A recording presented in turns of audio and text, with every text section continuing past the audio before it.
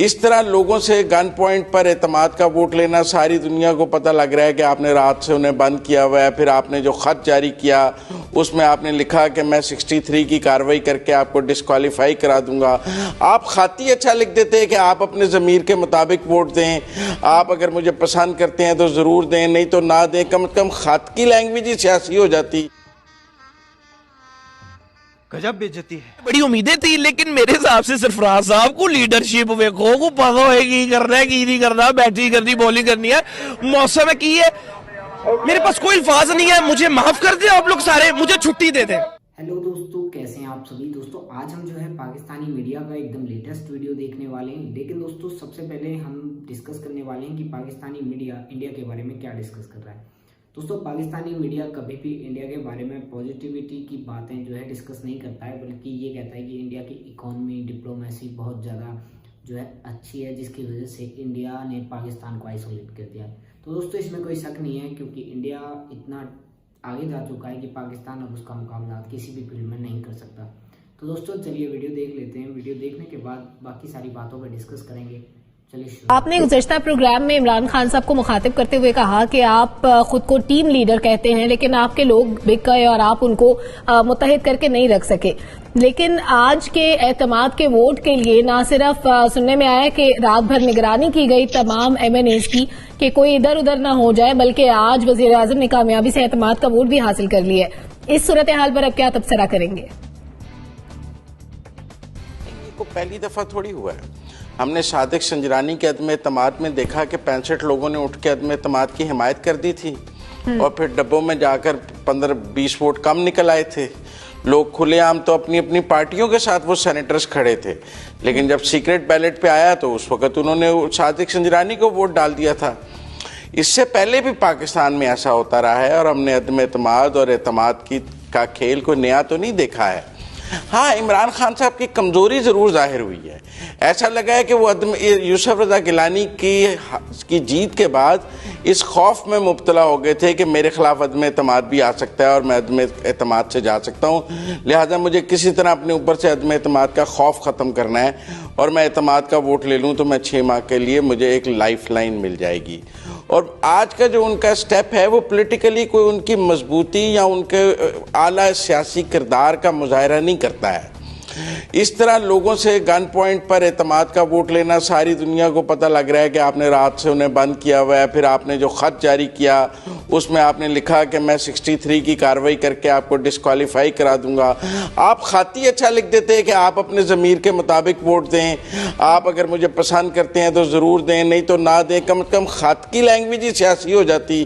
ख़त की लैंग्वेज भी नहायत आमराना थी, उसमें थ्रेट्स और हर तरह का गन पॉइंट वाली मौजूद था। ये कुछ सारा गुड टेस्ट में नहीं गया है। मैं समझता हूँ इससे बेहतर था वो इलेक्शन अनाउंस कर देते। आज भी अगर वो पहले क्रेडिट लेते हैं कि मैंने 20 MPs निकाले थे, आज तकरीर में कह रहे थे एजेंसियों को सारा पता है, उनसे ब्रीफिंग ले election commission. Prime minister briefing ले और 17 MNAs के खिलाफ रेफरेंस फाइल करे गवर्नमेंट कि ये एजेंसीज के सबूत हैं और हम इसके बुनियाद पर इनके ऊपर रेफरेंस इलेक्शन कमीशन में फायर कर रहे हैं।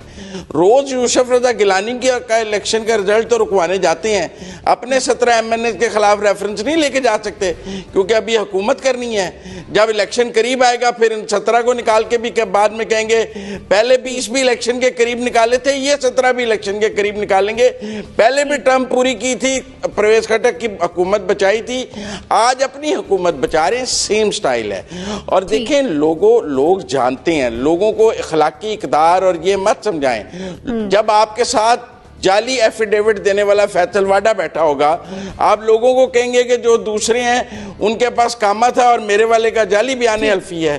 जब आप कहेंगे कि लोग नैबज़दा पर फूल पत्तियां डालते हैं, तो पंजाब में 2 ऐसे वजीर होंगे जिनके ऊपर नैब के रेफरेंस हैं और वो काबीना में भी बैठे होंगे, तो फिर आप कहेंगे कि नैबज़दगान को इस मुल्क में रहने की भी इजाज़त नहीं है, उन पर फूलों की पत्तियां ना डाली जाएं, लेकिन मैं उन्हें काबीना में रख सकता हूँ। मेरी कैबिनेट में वो लोग मौजूद होंगे जिन पर नैब के रेफरेंस मौजूद होंगे। का ये मतलब है ठीक है। मोना, अभी इखलाकियात का जिक्र किया सोहरवर्दी साहब ने, वजीर आजम ने भी आज जब तकरीर की है अवाम में तो उन्होंने कुछ इसी किस्म की बातें की कि इखलाकियात का दामन हाथ से नहीं छोड़ना चाहिए, लेकिन बद इखलाकी का, बद तहजीबी का जो मुजाहरा ऐवान के बाहर किया गया वो भी आपने देखा होगा टीवी पे, किसी भी सियासी जमात की तरफ से हो, वर्कर्स की तरफ हो, ऑब्वियसली कंडेमेबल है।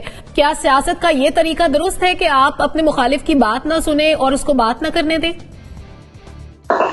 देखिए, एक तो आज एक तरह से आप इसको सेकंड इनिंग्स कह सकते हैं प्राइम मिनिस्टर इमरान खान की, क्योंकि वो as a matter of fact reelect हुए हैं अब पार्लियामेंट से। तो अब इसके बाद डायनामिक्स मुझे लगता है काफी तब्दील हो जाएंगी। पहली इनिंग्स में और दूसरी इनिंग्स में काफी फर्क होगा। लेकिन इस पूरे एपिसोड पे बात करते हुए, जैसे भी आपने तस्करा किया, वैसे वो बहुत ही अफसोसनाक मनाजिर थे। मुसद्दिक मलिक, मरियम औरंगजेब और शाहिद खाकान अब्बासी, मतलब वो आज स्पीच कर रहे थे, जो भी कर रहे थे, इस तरह से बहुत अफसोस की बात है कि उनको धक्के मिले और बल्कि एक जूता भी टॉस करके मारा। It was a very sad state of affairs. बहुत मजम्मत जितनी उसकी हो सकती है कम है। लेकिन बात यह है कि अपोजिशन ने भी, हमने देखा पार्लियामेंट के बाहर तो वो जरूर थे, लेकिन चलें, वोट ऑफ कॉन्फिडेंस था, ये ओनस इसका गवर्नमेंट पर था कि इन्होंने अपने बंदे पूरे करने हैं। वोट ऑफ नो कॉन्फिडेंस में ये ओनस अपोजिशन पे आएगा कि उन्होंने अपने बंदे पूरे करने हैं, और वोट ऑफ नो कॉन्फिडेंस अगर वो मूव करते हैं 6 माह बाद तो उनके ऊपर ये जिम्मेदारी आयद होगी। लेकिन बात यह है कि इटसेल्फ पूरी पार्लियामानी सेशन को बॉयकॉट कर देना, इसका मुझे कोई सेंस समझ नहीं आया, कोई इसके सर पैर मुझे समझ नहीं आए। बल्कि मोहसिन दावड़ साहब मेरा ख्याल है इनमें सबसे बेहतर थे, क्योंकि वो वाहिद रिप्रेजेंटेशन नजर आ रहे थे ऑपोजिशन बेंचेस पे। तो उनके अलावा तो कोई किसी ने जहमत नहीं की। पीटीएम ने तो मुश्तरका तौर पे इसका बॉयकॉट किया था। इसकी मुझे कोई सेंस ऐसा समझ नहीं आई है। अच्छा, जिन डिफ्लेक्शंस की हम बात कर रहे हैं ना, तकारीर में बातों में कॉल और फेल का जो तजाद है जिसका अभी इशारा किया गया है, वो तो मेरा ख्याल है we can go on and on. बहुत सारी इसकी मिसालें हम दे सकते हैं और दोनों इतराफ से दे सकते हैं। अनफॉर्चुनेटली हमारे यहाँ पर जो पॉलिटिकल स्टेट ऑफ अफेयर्स हैं वो किसी के लिए भी इसमें अच्छे नहीं है। मतलब आप उनकी अपोजिशन की भी आप बयानिए पहले उठा के देख लें, अब उठा के देख लें, वाकई जैसे अभी बरेली साहब ने तस्करा किया था कि पहले वो कह रहे थे हमारी लड़ाई ही किसी और से है, अब कह रहे हैं कि नहीं जी वो लोग तो न्यूट्रल हैं। तो इस किस्म की बातें तो we can go on and on. इसके लिए तो मुझे लगता है कि हमें पूरे कुछ दिनों पर मबनी एक मैराथन ट्रांसमिशन करनी पड़ेगी, तो गालिबन ये बातें हमारी सियासत में पूरी होंगी। लेकिन हैविंग सेड दैट, अब जो डिफ्लेक्टेड वोट्स हैं वो लोग भी जाहिर है, अब जब शो ऑफ हैंड्स के जरिए या खुलेआम वोट देना था इस वक्त वोट ऑफ कॉन्फिडेंस में, तो वो लोग सामने नहीं आए। हमने देखा बल्कि दो ज्यादा मेंबरान थे जिन्होंने प्राइम मिनिस्टर के हक में वोट किया एज कम्पेयर टू 2018। इनको चाहिए था, अगर इन लोगों ने वाकई अपने जमीर का सौदा नहीं किया था और उनके इख्तिलाफात अगर वाकई प्राइम मिनिस्टर से थे, तो आज भी उनको खुलकर सामने आना चाहिए था, कम वोट में। बिल्कुल सही बात है, मैं उस निगरानी से भी कोई इख्तिलाफ नहीं करूंगी, सब जानते हैं खुली बातें हैं। अब तो ये सारी के जो MNA थे उनके ऊपर निगरानी रखी गई, सब कुछ हुआ। फिर उसके बाद जो खत भी था उसमें भी खास लिखा गया था कि डिसिप्लिनरी एक्शन होगा अगर कोई ना आया पार्टी में से आज के सेशन में। लेकिन ठीक है, अगर आप लोगों ने एक चॉइस बना ली है, किसी ने भी ये चॉइस बनाई थी, तो वो मुझे लगता है आज के सेशन में उनको सामने आना चाहिए था, क्योंकि यही तो जमहूरियत है। और क्या है, अगर आप जो कॉन्सिक्वेंसेज हैं उनसे डर कर बैठ जाएंगे तो आप जमहूरी इंसान तो नहीं है। लेकिन फिर मुझे लगता है अगर वो सामने नहीं आए तो गालिबन उनकी जो रिजेंटमेंट थी, एक बहुत ये बात सामने आ रही है कि जो अनइलेक्टेड और इलेक्टेड का एक कंपटीशन चल रहा है ना, गालिबन उस सेंस में थी। और इकोनॉमिक मैनेजमेंट की जो शिकायत हफीज शेख साहब से हैं, ये भी चीजें सामने आ रही हैं कि वो उस वजह से वो लोग जो है वो हफीज शेख साहब पे तो उन्होंने अपना वोट भी खराब कर दिया, या वोट उनको नहीं दिया, यूसुफ रजा गिलानी साहब को दे दिया। लेकिन आज उन्होंने शो ऑफ हैंड्स में वोट दे दिया। या वो जो दूसरी बात है, वो जो एक वीडियो सरफेस हुई है जिसकी अब 11 मार्च को गालिबन मजीद उसके ऊपर जो है वो इलेक्शन कमीशन प्रोब करेगा, जो अली हैदर गिलानी साहब की है। अब वो भी देखने वाली बात है कि वो सिर्फ लफाजी थी या फिर वाकई कुछ हुआ है, कुछ लेन देन चला है, कुछ मामला हुआ है। क्योंकि मुझे तो ये पता चला है वो जो 4 MNA थे वो तो गालिबन शाबाशी लेने पहुंच गए वजीर आजम के पास। चले एक ने स्टिंग ऑपरेशन किया होगा, लेकिन ऐसा तो नहीं हो सकता है ना कि टीवी पे भी आ गए।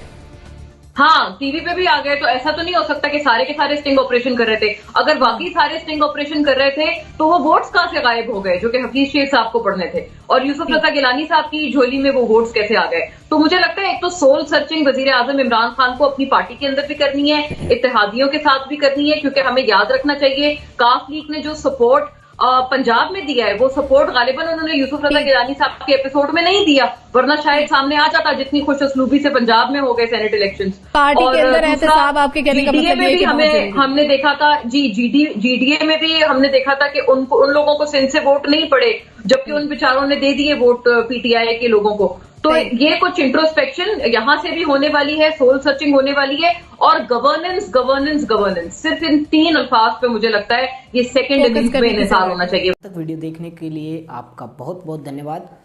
सबसे पहले मैं बात करूंगा दोस्तों कि किस तरह की बातें जो है पाकिस्तानी मीडिया अपने अंदर जो है करता है, किस तरह की डिस्कशंस वहाँ के न्यूज़ चैनल्स पे होती हैं। तो दोस्तों उसके अंदर क्या होता है कि वहाँ पे हमेशा 1 या 2 चीज़ें जो हैं वो बहुत ज़्यादा डिस्कस होती हैं, और वो होता है, सबसे पहला जो उनका मुद्दा होता है वो होता है कश्मीर का, कि भाई कश्मीर में ये है, कश्मीर में वो है, कश्मीर में ये हो रहा है, कश्मीर में वो हो रहा है। लेकिन दोस्तों इनको एक्चुअल जो ग्राउंड रियलिटीज़ हैं वो कहीं भी पता नहीं होती हैं, किसी भी एरिया की, इंडिया की जो ग्राउंड रियलिटीज़ हैं वो इनको पता नहीं है। दूसरा ये दोस्तों बात करते हैं इंडिया की फॉरेन पॉलिसी और इकोनॉमी की। तो मैं बात करूं फॉरेन पॉलिसी की, तो आप सभी जानते हैं कि इंडिया की फॉरेन पॉलिसी आईएफएस ऑफिसर्स जो हमारे चुन के जाते हैं वो ज़्यादा जो है उसको वाइब्रेंट तरीके से चलाते हैं। दोस्तों आप सभी जानते हैं कि बहुत ही हार्ड जो है एक प्रोसेस होता है एक आईएफएस ऑफिसर बनने के लिए, और काफ़ी ज़्यादा जो है इंटेलिजेंट होना पड़ता है उस चीज़ के लिए। तो वो लोग हमारे देश की फॉरेन पॉलिसी को लीड करते हैं और वही चलाते हैं।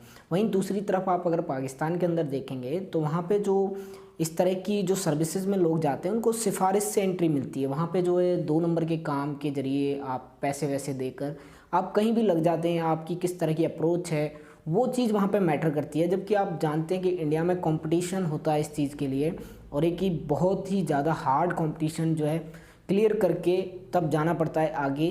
तो दोस्तों अगर आपको वीडियो पसंद आया है, इस तरह की वीडियो दोस्तों बहुत सारे लोग बनाते हैं, इंडिया से बहुत ज़्यादा लोग बनाते हैं, और हमारे लिए एक डिप्लोमेसी का लेवल जो है एक प्लेटफॉर्म तैयार करते हैं। तो मैं आप सभी से एक चीज़ कहना चाहूँगा कि अगर आपको ऐसे वीडियोस पसंद आते हैं तो प्लीज़ वीडियो को लाइक कीजिए, शेयर कीजिए, और अगर चैनल पर नए हैं तो प्लीज़ चैनल को सब्सक्राइब कीजिए। मैं मिलता हूँ अगले वीडियो में कुछ ऐसे ही मज़ेदार और इंटरेस्टिंग वीडियोज़ के साथ। तब तक के लिए जय हिंद।